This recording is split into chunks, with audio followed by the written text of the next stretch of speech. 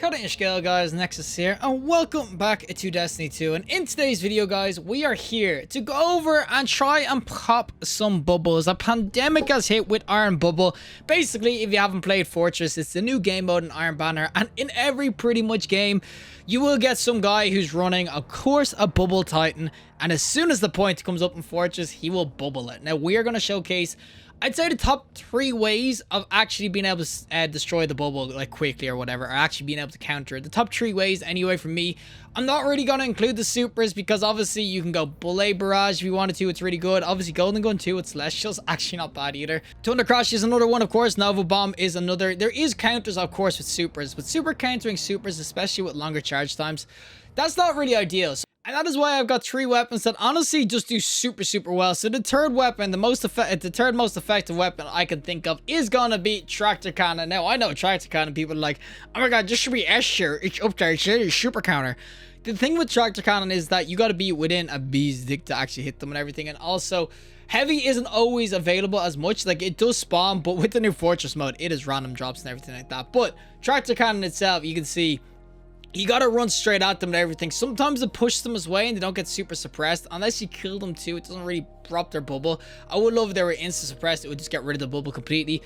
But Tractor Cannon is super good because as soon as they're suppressed, knocked out and everything, you can just absolutely blast them because they cannot heal or anything like that. So it is really good to push people with this. That's why I think it is the third best one. As I said, this is heavy dependent, and that brings me on to the next one, which I think is the second best weapon to use against the bubbles. Honestly, it's a ton of fun to use as well, and it's going to be the Worldline Zero. This weapon, honestly, is just so freaking good at nailing people in the bubble, because the thing about this one is that there's no requirement to be right up in their face.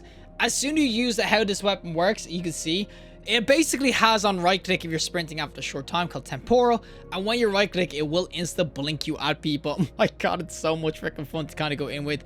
It will absolutely annihilate. This thing is an absolute blast. You can see I was getting absolute freaking multi-frags and everything with this bad boy.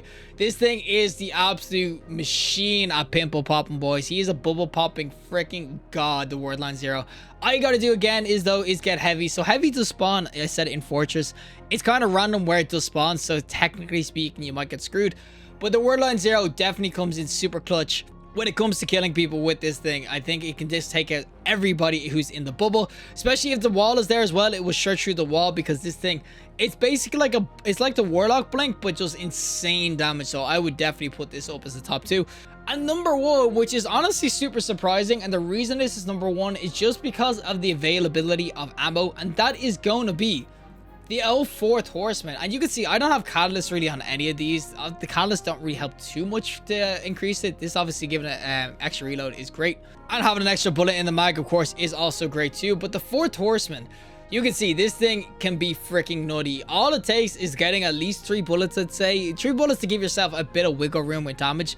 But this thing is nutty. 1 extra bullet for getting the random bricks. Special ammo is freaking everywhere in PvP, obviously in a control game mode as well.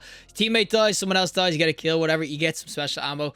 You can run at people and just spray them down so fast in the bubble. They don't know what's up because most people want you to come into the bubble because it's like, oh, it's an easy kill. It comes in the bubble, I'm freaking killing them. But if you have the 4th Horseman and this thing has its 4 bullets or 3 bullets or whatever, you can rapid spray people super quickly. Especially if you pair this, of course, with things like stasis. You can see I was using the Warlock. Chuck in the melee to obviously freeze them, or throw in, of course, the cold snap grenade. Freeze them, then blast them.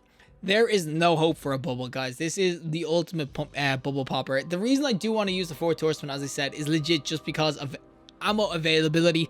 When it comes to pure effectiveness, the Worldline Zero is hands down the best. The Worldline Zero is honestly insane at destroying bubbles, and I think everybody should try put this on. At least have one guy putting it on, because it will insta dismantle any bubble they have.